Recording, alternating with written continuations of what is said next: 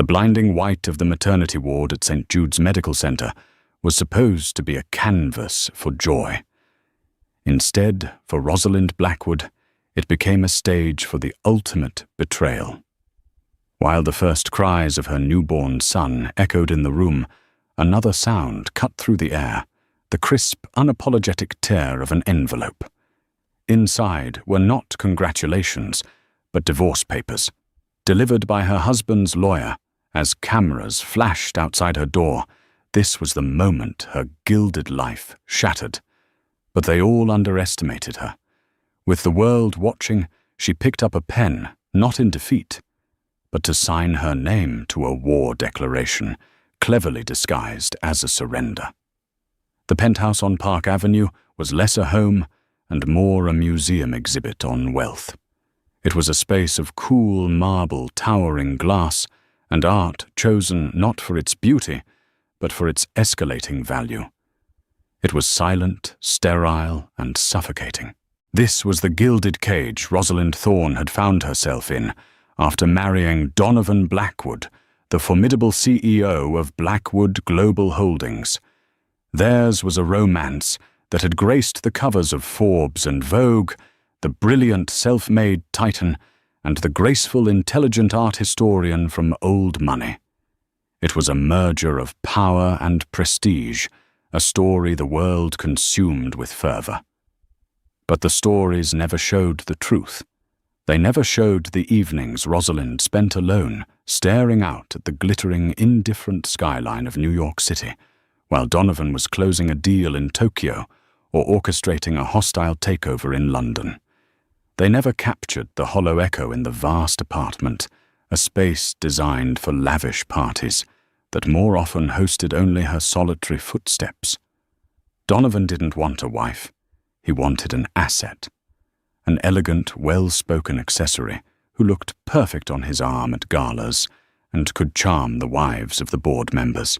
He admired her pedigree, her poise, and her ability to run their charitable foundation with quiet efficiency, all of which reflected well on the Blackwood brand.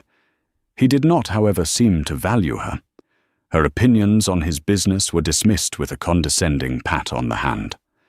Her desires for a simpler life, perhaps a home in the countryside, away from the relentless churn of the city, were laughed off as naive fantasies. "The empire doesn't sleep, Rosie," he would say, his grey eyes already drifting back to the stock tickers glowing on his phone. And neither do I.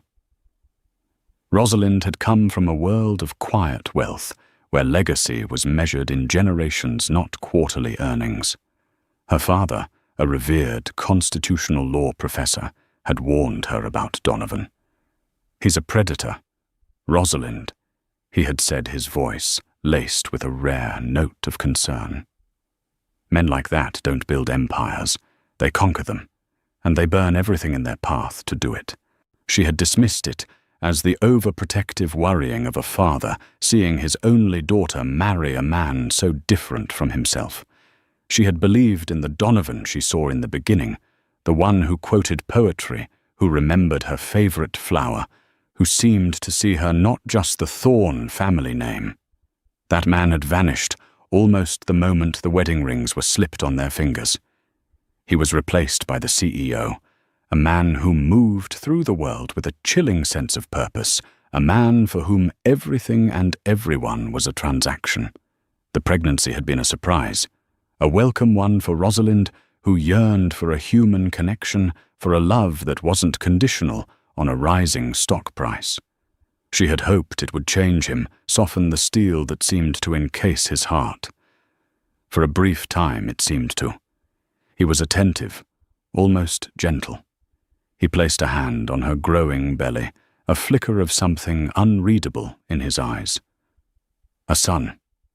He'd declared, not asked, an heir for the Blackwood dynasty. Her heart had sunk. It wasn't about a child. It was about succession. It was about legacy, his legacy. The baby was just another piece on his corporate chessboard. As the months wore on, even that fleeting attentiveness faded.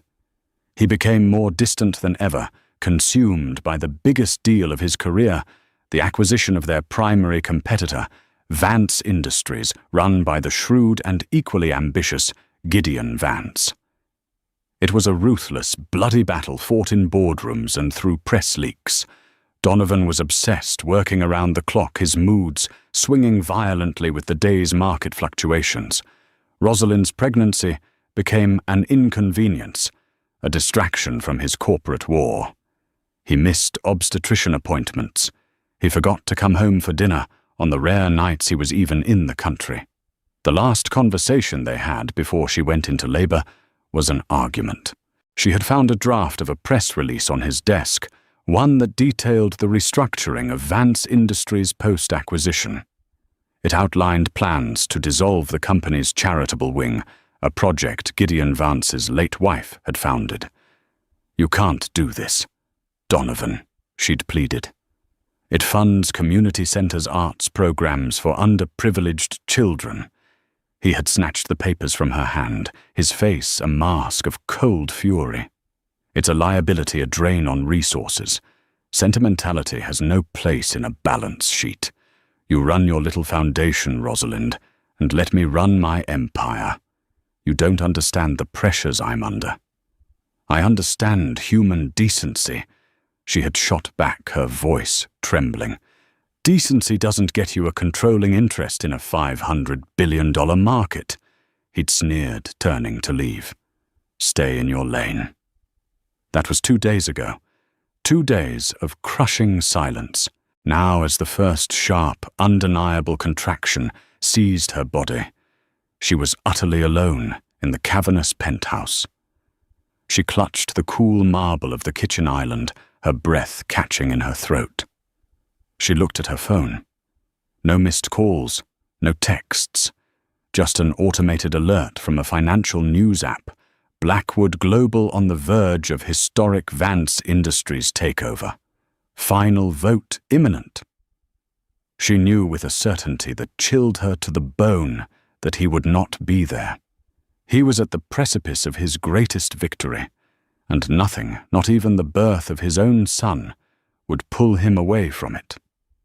With tears of pain and abandonment blurring her vision, Rosalind called her driver as she was helped into the back of the sleek black car. Another contraction, more powerful than the last, ripped through her. She leaned her head against the cool leather, her hand resting protectively on her stomach. This was not how it was supposed to be. This was not the beautiful shared moment she had dreamed of. This was a solo performance on the stark stage of her husband's ambition. She was just another inconvenience to be managed. But as the car sped through the streets of Manhattan towards St. Jude's, a different feeling began to bloom beneath the pain and the sorrow, a cold, hard resolve. A flicker of the thorn spirit, the one her father always said, was forged in quiet resilience, not bombastic power. She had been a sleeping partner in this marriage for too long, and she was about to wake up. The maternity ward at St. Jude's was an island of frantic calm. Nurses with kind eyes and firm hands moved with practiced efficiency, their soft-soled shoes squeaking on the polished floors. They spoke to Rosalind in soothing tones, monitoring her vitals, coaching her through the escalating waves of pain.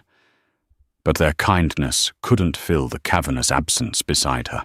The space where a husband should have been, holding her hand, whispering words of encouragement, was empty. Her private suite, the finest the hospital offered, felt as lonely as her penthouse.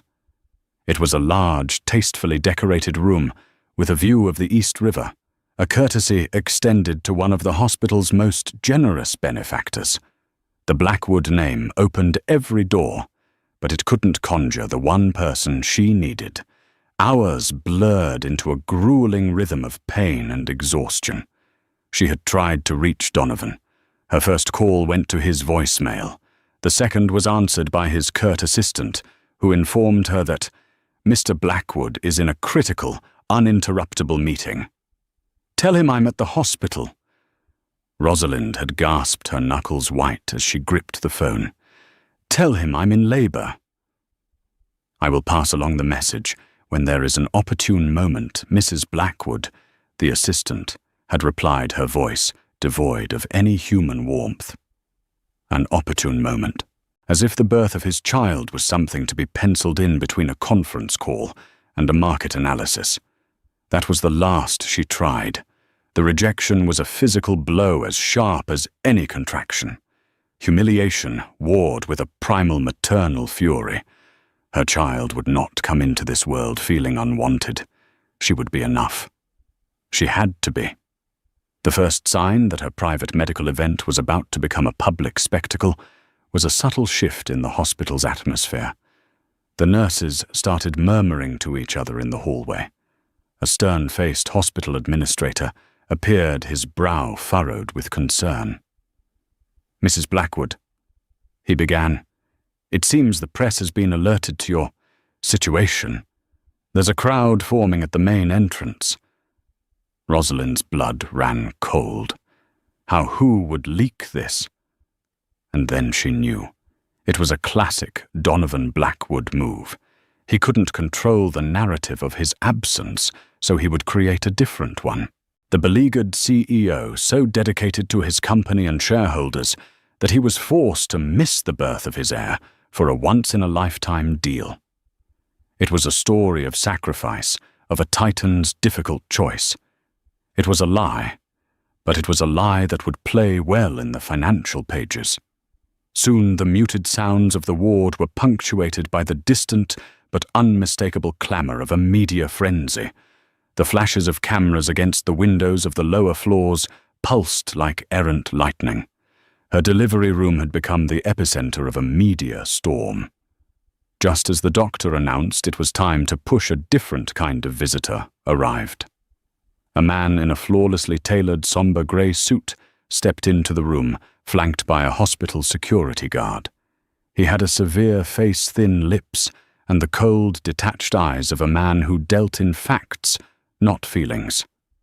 It was Arthur Finch Donovan's chief legal counsel, a man Rosalind had only met at formal events. He carried a sleek leather briefcase. "Arthur," Rosalind breathed, bewildered. "What are you doing here? Is it Donovan? Is something wrong?" The nurses exchanged scandalized looks, and the doctor cleared his throat pointedly. "Sir, this is a delivery room. It is not an appropriate time for visitors." Arthur Finch paid him no mind. He looked directly at Rosalind, his expression unreadable. "My apologies for the intrusion, Mrs. Blackwood. I am here on direct and urgent instruction from my client." He placed the briefcase on a small table, the clicks of the latches echoing unnervingly in the tense room. "Donovan sends his regards." "His regards?" She repeated the words, tasting like ash. A particularly vicious contraction seized her, and she cried out, arching her back. Finch waited impassively for the wave of pain to subside. He showed no empathy, no discomfort. He was merely a courier delivering a package. When she could focus again, he opened the briefcase and slid a thick sheaf of documents out. The top page was stark, the bold black letters screaming at her from across the room. Petition for dissolution of marriage. The air was sucked from the room. The beeping of the heart monitor seemed to grow louder, a frantic counterpoint to the sudden, deathly silence.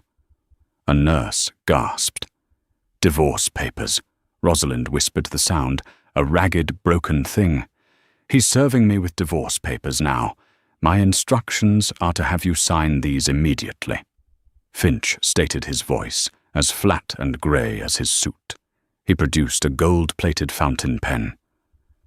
"There is a generous settlement outlined within.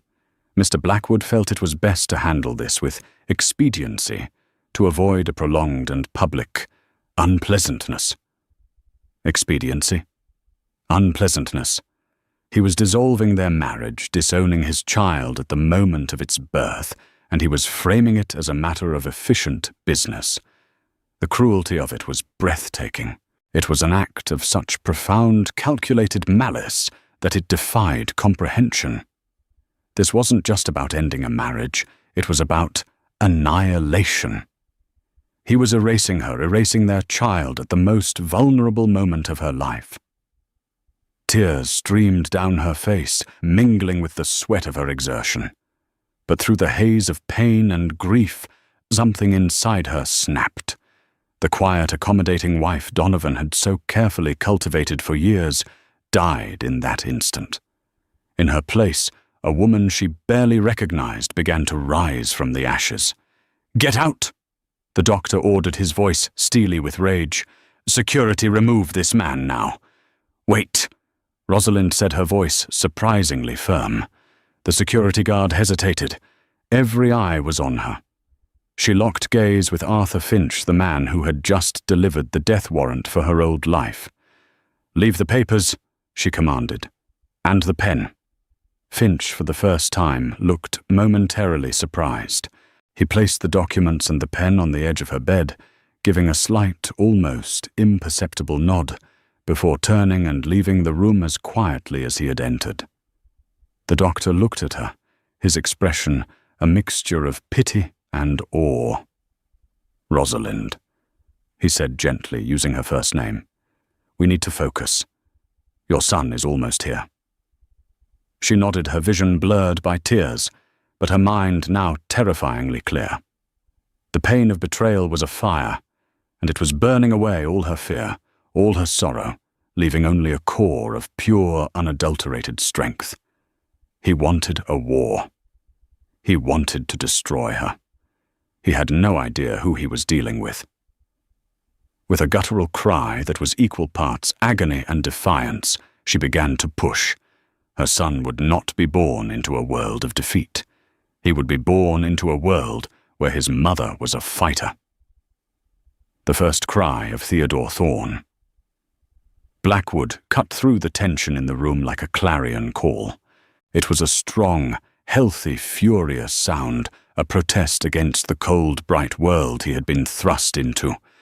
A nurse gently placed the crying, squirming baby onto Rosalind's chest. As she looked down at his tiny, wrinkled face, at the tuft of dark hair, so like her own, the maelstrom of emotions within her stilled. The pain, the betrayal, the media circus, waiting outside, it all faded into the background. There was only this new, fierce, all-consuming love. This was her son, her blood, her legacy, and she would protect him with everything she had. For a few precious moments, the world consisted only of the two of them. She kissed his forehead, inhaling the sweet new baby scent, her tears now falling, not from sorrow, but from a love so powerful it was a physical force. He was perfect. He was hers. And he was the reason for what she was about to do. After the nurses had cleaned and swaddled Theodore and the post-delivery chaos had subsided, a fragile peace settled over the room. The doctor gave her a reassuring smile.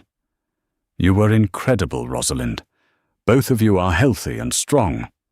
She returned the smile, though hers was tinged with a steely resolve. "Thank you, doctor, for everything." She then turned to the grim-faced hospital administrator, who had been hovering nervously by the door.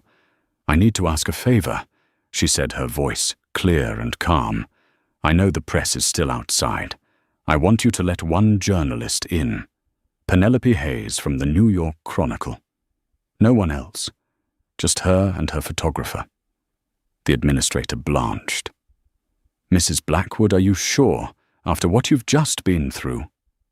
"I have never been more sure of anything in my life," she stated, her gaze unwavering. "Please, just Ms. Hayes." Penelope Hayes was a name Donovan Blackwood loathed. She was a tenacious, Pulitzer-nominated investigative journalist who had spent the better part of a year digging into the more unsavory aspects of Blackwood Global's business practices. She was sharp, fearless, and couldn't be bought or intimidated. She was the perfect person to witness what came next. 20 minutes later, Penelope Hayes entered the room, her expression a careful mixture of professional curiosity and human sympathy. She was a woman in her late 40s with intelligent eyes that seemed to miss nothing. Her photographer lingered discreetly by the door. "Mrs. Blackwood." Penelope began, her voice soft. "Congratulations on the birth of your son. I'm not entirely sure why I'm here." Rosalind offered a small, tired smile, gesturing to the chair beside her bed. "Thank you, Miss Hayes. I asked you here because my husband, as you've no doubt heard, has chosen this particular moment to make a significant announcement about our personal lives. I felt it was only fair that my response be equally public." She shifted, wincing slightly, and reached for the thick stack of divorce papers that Arthur Finch had left. The legal document lay on her bedside table, a venomous snake coiled next to a vase of congratulatory flowers sent by the hospital board. Penelope's eyes widened as she realized what she was looking at. "Are those—" "They are," Rosalind confirmed, her voice devoid of any self-pity. "Delivered not 30 minutes before my son was born. My husband is a man who values efficiency above all else." She took the heavy gold pen that Finch had also left behind. The photographer, sensing a pivotal moment, raised his camera, the lens focused on Rosalind. She didn't flinch. She looked directly at Penelope, ensuring the journalist was her witness. "Donovan Blackwood believes he is ending our marriage today," Rosalind said, her voice ringing with newfound authority. "He believes he is casting me and his son aside as he solidifies his empire. He thinks this is his victory lap." She uncapped the pen. The click was loud in the quiet room. "He's wrong," she said. With a steady hand, she signed her name on the signature line, Rosalind Thorne Blackwood. The ink was a deep, defiant blue against the stark white paper. The camera flashed, capturing the image the new mother, exhausted, but resolute, her swaddled newborn, sleeping in the bassinet beside her, signing away her marriage. But she wasn't finished. "He thinks this document gives him power," she continued, her gaze burning with intensity. "But he's forgotten about another document. A document he signed a long time ago, which I'm sure his legal team has conveniently overlooked." From a small locked compartment in her designer handbag on the chair, she retrieved a single folded piece of paper, its edges slightly worn. It was not a thick legal document, but something far more personal. She unfolded it carefully. "My husband," she announced, her voice projecting for Penelope's recorder, "seems to operate under the assumption that he holds all the cards, that his company Blackwood Global is his alone to control." She held up the paper for Penelope and the camera to see. It was an addendum written in elegant script on what looked like high-quality stationery. "This," Rosalind declared, "is the matrimonial inheritance clause, an amendment to our prenuptial agreement. My father, a man far wiser than Donovan, ever gave him credit for insisted upon it. Donovan signed it without much thought, dismissing it as the sentimental request of an old man." Penelope leaned forward, her journalistic instincts on high alert. "What does it say?" A ghost of a smile touched Rosalind's lips. "It says that in the event of a divorce, initiated by my husband while I was either pregnant with or in the process of delivering his firstborn biological heir, 51% of his personal controlling shares in Blackwood Global Holdings are to be immediately transferred into an irrevocable trust, a trust for which our newborn son is the sole beneficiary, and I am the sole trustee until he comes of age." The room fell into a stunned silence, broken only by the soft whir of the camera's autofocus. Penelope Hayes stared, her mouth slightly agape. This wasn't just a divorce, it was a coup, a palace coup executed from a maternity ward. Rosalind laid the addendum down on top of the signed divorce papers, a symbolic checkmate. Donovan wanted a clean break. He wanted to sever ties. With this signature, she tapped the divorce papers. I have fulfilled his wish. And in doing so, I have just secured our son's future and taken control of his company. Tell your readers that, Miss Hayes, the king is dead. Long live the heir. The story exploded. Penelope Hayes's article, published under the headline, "The CEO's Delivery Room, Divorce Blackwood Betrays, Wife Loses Empire," went viral within an hour. The image of Rosalind, pale and exhausted, but with a fire in her eyes, signing the papers with her newborn son nearby, was plastered across every news site and television screen. The stock market, a notoriously fickle beast that runs on sentiment, as much as numbers, reacted instantly. When the opening bell rang on Wall Street the next morning, Blackwood Global Holdings (BGH) stock plummeted. Investors panicked. The narrative Donovan had tried to spin the dedicated CEO, making a hard sacrifice, had been obliterated and replaced by a far more compelling and damning one, the heartless monster, the corporate sociopath. Donovan, fresh off his triumphant acquisition of Vance Industries, found himself in a war room of a very different kind. Instead of celebrating his victory, he was huddled with a team of frantic lawyers, including a shell-shocked Arthur Finch in the BGH boardroom on the 80th floor. "What the hell is the matrimonial inheritance clause?" Donovan roared, slamming his fist on the polished mahogany table. "Why wasn't I alerted to this? Why did you let me sign it?" Arthur Finch, his usual composure shattered, shuffled through a copy of the prenuptial agreement, his face ashen. We flagged it at the time, Donovan. We advised against it. You said it was non-negotiable to appease her father. You called it sentimental drivel and told me to just make it happen.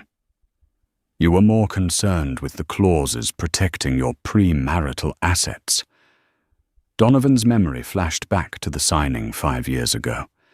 He remembered Rosalind's father, Professor Alaric Thorne, a man with gentle eyes and a will of iron. The professor had presented the addendum, handwritten on his personal stationery, not as a legal demand, but as a family tradition. He'd spoken of protecting the lineage, ensuring the firstborn was always provided, for framing it in the archaic language of old money and honor. Donovan, eager to finalize the merger of his ambition with the Thorne family's impeccable name, had seen it as a harmless eccentricity. He had barely skimmed the carefully worded text, blinded by his own arrogance. He'd seen Professor Thorne as a relic, an academic who knew nothing of the real world of corporate warfare. He had fatally underestimated him. The clause, which the media quickly dubbed the Thorne Clause, was a masterpiece of legal artistry. It was written not in dense legalese, but in clear, almost literary prose that made its intent undeniable. It was an emotional and legal trap, designed to trigger only under the most specific and cruel of circumstances a decent man would never create. It presupposed a level of callousness that only a man like Donovan would be capable of, and it used that very callousness as the mechanism for his downfall. The wording was airtight. By initiating the divorce while she was in labor, he had fulfilled the activation criteria perfectly. His own signature on both the prenup and the divorce petition had sprung the trap. The clause was diabolically brilliant. It didn't just transfer the shares, it put them into an irrevocable trust. This meant Donovan couldn't sue Rosalind to get them back. He couldn't pressure her, buy her out, or intimidate her. The shares no longer belonged to either of them. They belonged to Theodore Thorne Blackwood, an infant. And Rosalind, as sole trustee, had complete and total voting power over those shares until their son turned 25. 51%. It was a controlling interest. She didn't just have a seat at the table, she owned the table, back in her hospital room, which was now guarded by a new security detail, loyal only to her Rosalind, was fielding calls. Not from Donovan, he hadn't dared to contact her directly, but from her own legal team, a firm she had quietly retained months ago in anticipation of a potential battle. She was also speaking to her father. "He thought he was playing chess, Dad," she said into the phone, her voice steady as she rocked Theodore's bassinet with her foot. "He never realized you were the one who designed the board. I simply wrote a contract that rewarded virtue and punished its absence, my dear." Alaric Thorne's calm voice replied from the other end. "Donovan chose his move. I am only sorry that he forced you into a position where you had to enact the consequences. Are you all right?" "I'm better than all right," Rosalind said, a new strength resonating in her words. "I'm free, and I have a purpose." Her purpose was becoming clearer by the hour. Board members of BGH were calling their voices a mixture of panic and veiled congratulations. They were businessmen, and they understood power shifts. Donovan's moral failing was secondary to the fact that he had lost control of his own company through sheer hubris. They wanted to know her intentions. "My intention," she told the lead director, a man named Philip Crow, "is to protect the long-term stability and value of this company for its true owner, my son. The current leadership has demonstrated a level of recklessness that is not conducive to that goal. An emergency board meeting will be called." The message was clear. A new regime was coming. Her background wasn't just in art history. Her father had ensured she had a formidable education, including a dual degree in business ethics and finance. She understood balance sheets, as well as she understood Baroque art. Donovan had wanted her to stay in her lane. He never realized her lane was a 6-lane superhighway, and she was about to merge directly into his. She wasn't the trophy wife he had tried to mold. She was Alaric Thorne's daughter, and she had just been handed the keys to the kingdom. Donovan Blackwood didn't become a titan of industry by accepting defeat. He was a cornered predator, and that was when he was most dangerous. After the initial shock wore off, his fury coalesced into a strategy of total war. His first move was to contest the clause's validity in court, filing an emergency injunction to freeze the transfer of shares. His legal team, led by a humiliated Arthur Finch, argued that the Thorne clause was unconscionable, signed under duress, the duress of social pressure to marry, and a violation of public policy. They painted Rosalind as a vindictive schemer who had trapped him.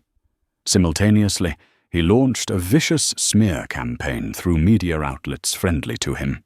Anonymous sources began leaking stories portraying Rosalind as an unstable gold digger, suggesting she had timed the pregnancy to coincide with the Vance Industries deal. They questioned her fitness as a mother and as a trustee, implying her actions were driven by emotional hysteria, not business acumen. It was a classic playbook. When you can't win on the facts, you attack the person. But Donovan made a critical error. He assumed he was fighting the same quiet, compliant woman he had married. He was not prepared for the lioness who had emerged from that hospital room. Rosalind refused to engage in a public mud-slinging contest. Her response was surgical, strategic, and devastatingly effective. Her first move was to hire a new PR firm, one run by a powerhouse woman known for crisis management. Her second move was to grant a single exclusive television interview, not to a fawning talk show host, but to a hard-hitting financial journalist known for her incisive questions. On-screen Rosalind was the epitome of grace under pressure. She appeared not as a victim, but as a composed, intelligent leader. She didn't speak of her heartbreak. She spoke of fiduciary duty. "My personal feelings regarding my husband's actions are irrelevant," she stated calmly, looking directly into the camera. "My role now is not that of a scorned wife, but as the trustee for the majority shareholder of Blackwood Global." My duty is to protect my son's inheritance from the reckless, impulsive, and ethically questionable leadership that has jeopardized the company's reputation and its stock value." When asked about Donovan's lawsuit, she smiled faintly. "My husband's legal challenges are a desperate attempt to distract from the core issue he willingly signed a contract. At Blackwood Global, he built his reputation on the idea that a man's signature is his bond. It seems he believes that principle applies to everyone but himself. The courts and our shareholders will see this for what it is." Her masterstroke, however, was not in the court of public opinion, but in the corporate boardroom. Before Donovan's injunction could even be heard by a judge, Rosalind used her yet-to-be-contested voting power to call an emergency board meeting. And she came with an unexpected ally, Gideon Vance, the man whose company Donovan had just ruthlessly acquired. The business world was stunned. Why would Gideon Vance, a man who had every reason to hate the Blackwood name, align himself with Rosalind? The answer was simple and brilliant. In a private meeting, Rosalind had made him an offer he couldn't refuse. She didn't offer him his company back. She offered him something better, a chance to reshape the future of the entire industry. Donovan's strategy for Vance Industries was to gut it, Rosalind had explained to Gideon in a secret meeting. He wanted to fire thousands of your employees, dissolve your R&D department, and liquidate your charitable foundations. It was a scorched earth policy designed to eliminate a competitor. I am offering a different path, a merger of equals. I want to integrate your company's innovative culture and loyal workforce into BGH, not destroy it. I want you to join the board of the new Blackwood Vance entity. I need your expertise. Together we can build something stronger and more sustainable than Donovan ever could alone. It was a brilliant gambit. It secured her a powerful, respected ally with intimate knowledge of the company Donovan had just bought. It sent a message to the market that her leadership would be about growth and collaboration, not destruction. And it was a deeply personal blow to Donovan, who saw his greatest conquest siding with his wife. At the emergency board meeting, the atmosphere was electric. Donovan, confident his legal team would tie this up in courts for years, walked in with his signature arrogance. He saw Rosalind seated at the head of the table, his seat with Gideon Vance at her right hand. The other board members, men who had feared Donovan for years now, looked at him with cold, calculating eyes. They were loyal to power, and the power in the room had shifted. Rosalind opened the meeting. "The first item on the agenda," she announced, her voice echoing in the silent room, "is a vote of no confidence in the current CEO, Mr. Donovan Blackwood, citing gross mismanagement of personal and corporate affairs, resulting in catastrophic reputational damage and financial instability." She raised her hand. "As the representative for 51% of the voting shares, I vote aye." Gideon Vance raised his hand. "As a new board member representing the interests of the newly merged Vance Industries, I also vote aye." Or, one by one, the other board members, seeing the undeniable shift in power, followed suit. It was a rout. Donovan sat stone-faced as his entire world crumbled around him, orchestrated by the woman he had dismissed as a mere decoration. He had been surgically and publicly excised from the empire he had built. He stood up, his face a mask of controlled rage. He looked at Rosalind, his eyes promising a war that was far from over. "You'll regret this," he hissed. Rosalind met his gaze without flinching. "I only regret," she said, her voice clear and cold, "that I didn't do it sooner." The fallout was immediate and decisive. The court swiftly dismissed Donovan's injunction, the judge ruling that the Thorn Clause was a clear and binding contractual agreement.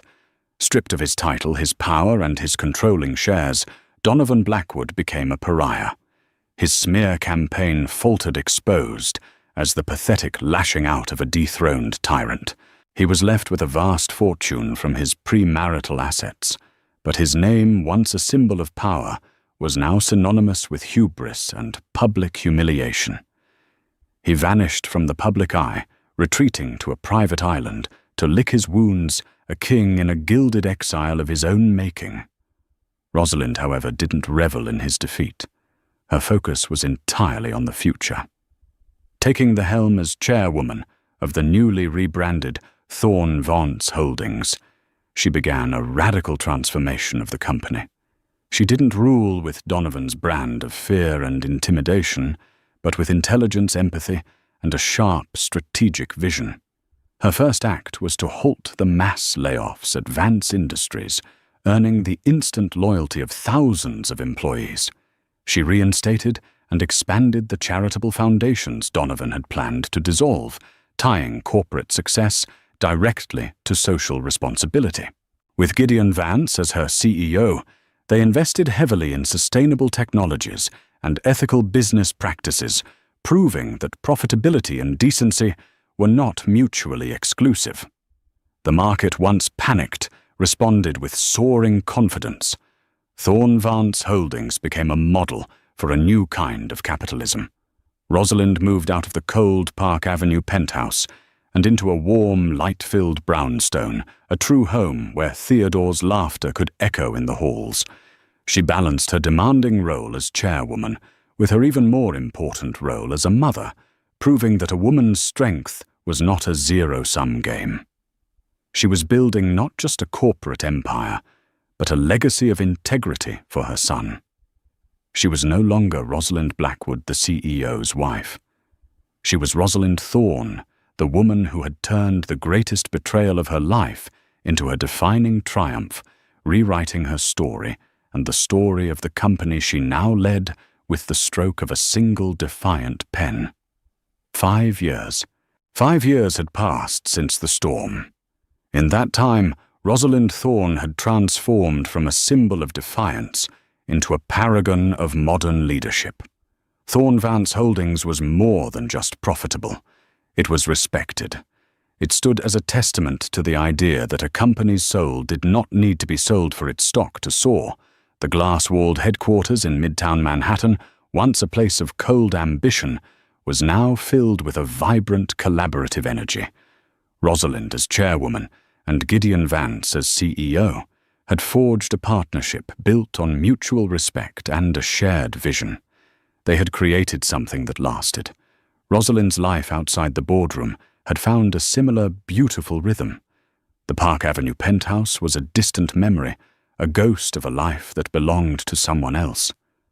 Her West Village brownstone was a home in every sense of the word, filled with light art that she genuinely loved, and the sound of tiny footsteps.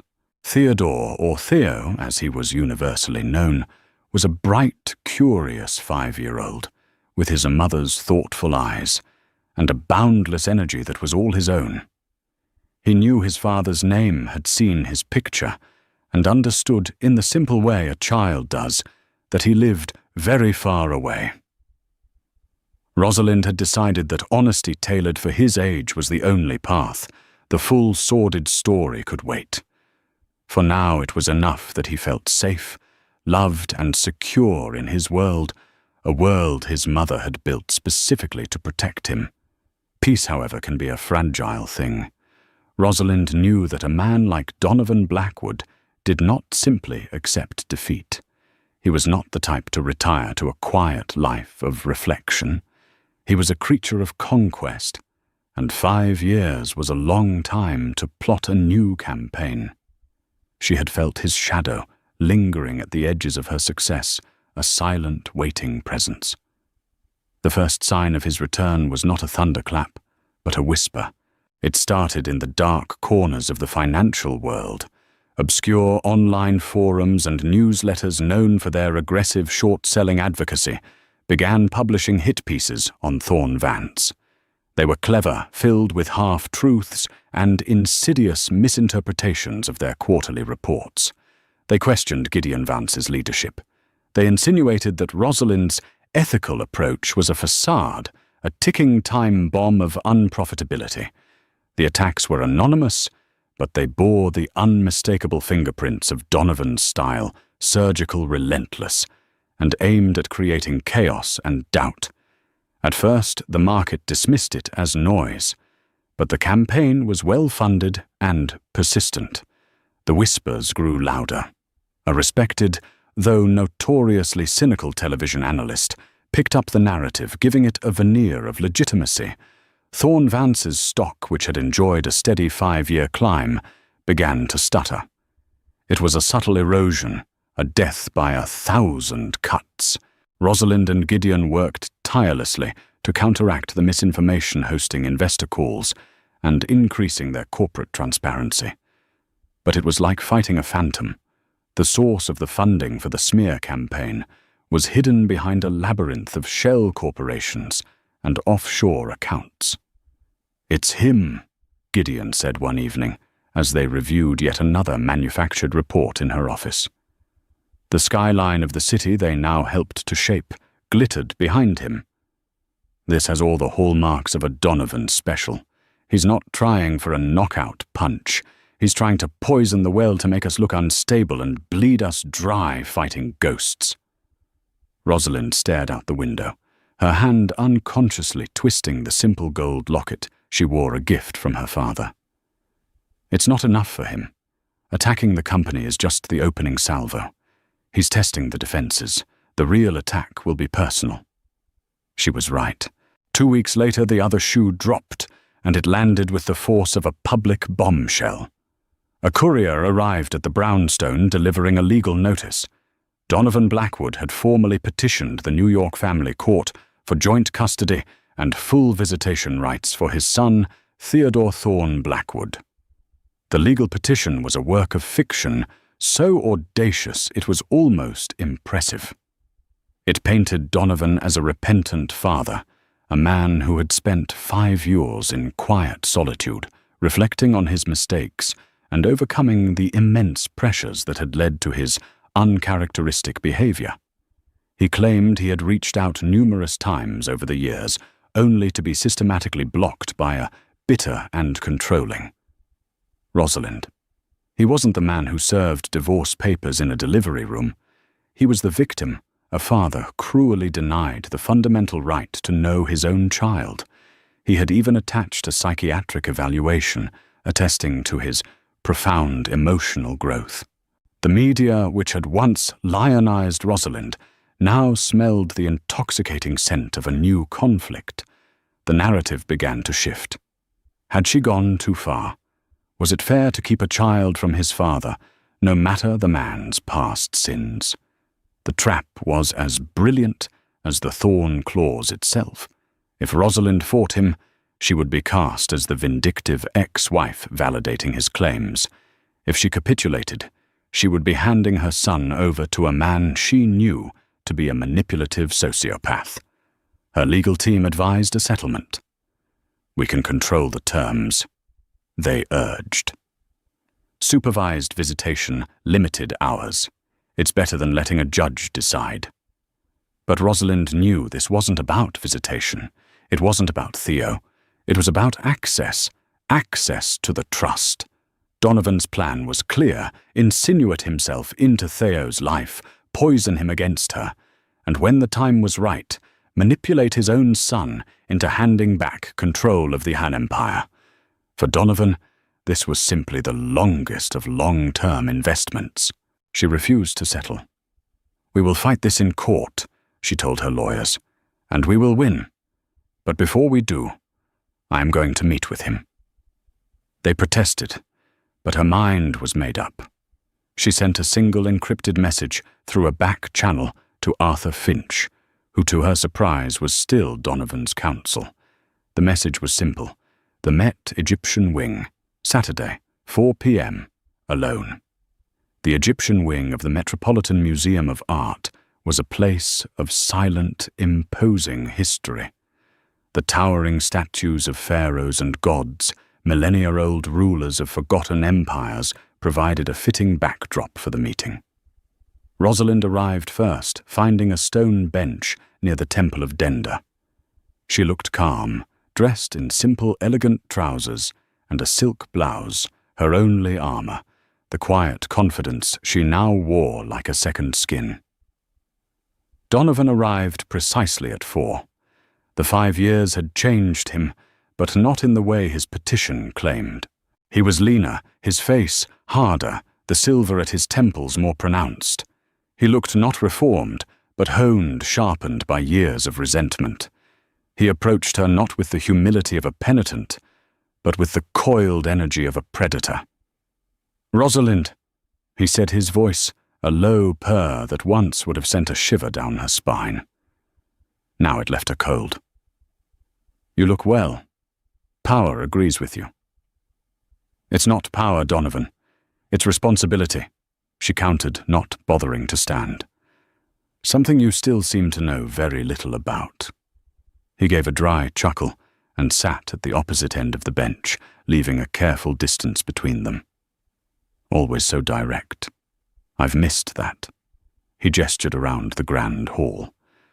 I thought this was an interesting choice of venue. All these forgotten kings surrounded by the treasures they amassed, a reminder that all empires eventually fall. "Some are simply transferred to more competent rulers," she replied smoothly. "Let's dispense with the pleasantries. Why are you doing this? You don't want to be a father. You've never wanted to be one." "People change," he said, the lie slipping easily from his lips. 5 years is a long time.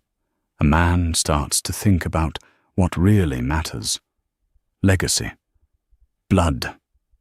A son. You had a son 5 years ago. She shot back, her voice cutting through the quiet air. You had a chance to be a father, and you chose to send a lawyer with divorce papers instead. You don't care about Theo. You care about what he represents, 51%. He stared at her, the mask of the reformed man, slipping, revealing the cold, calculating fury beneath. "He is my son. My blood. He is a Blackwood, and you have spent 5 years turning him into a thorn. That is an injustice I will not allow to stand. He is a happy, kind, and brilliant little boy who is growing up free of your poison," Rosalind said, her voice dropping to a fierce whisper. "You see him as a pawn, a tool to reclaim what you lost.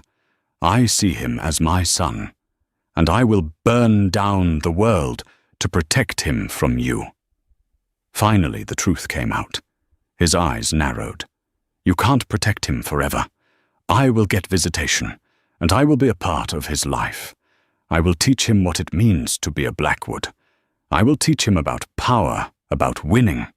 And one day he will understand who the strong one was and who the weak one was. He will choose me, and he will give me back what is mine." Rosalind stood up, looking down at the man who had become a stranger to her, a ghost haunting a life she had long since left behind. A wave of pity, cold and sharp, washed over her. He hadn't grown. He hadn't changed. He was still trapped in the same gilded cage of his own ambition, rattling the bars and screaming at a world that had moved on without him. "That's the difference between you and me, Donovan," she said, her voice filled not with anger, but with a profound, final finality.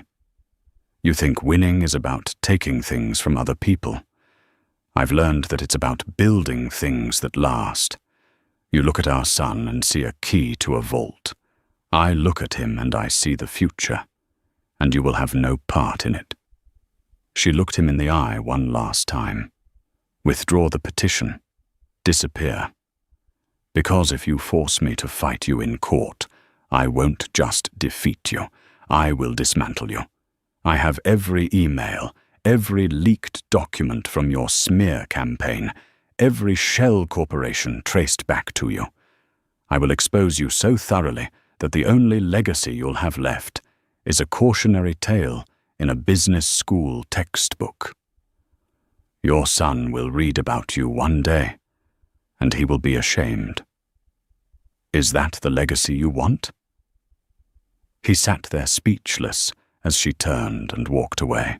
Her footsteps echoed on the stone floor, the sound of a queen leaving a fallen king to crumble among the ruins of his own forgotten empire. He was no longer a threat. He was just a ghost, and she was no longer afraid of him. Rosalind Thorne's story isn't just a tale of revenge, it's a powerful testament to inner strength and the incredible resilience of a mother's love.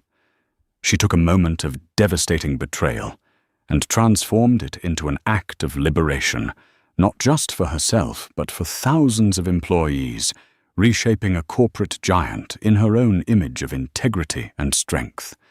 Her journey reminds us that the quietest people often have the most formidable resolve, and that true power isn't about crushing your enemies, but about building a better future from the wreckage they leave behind.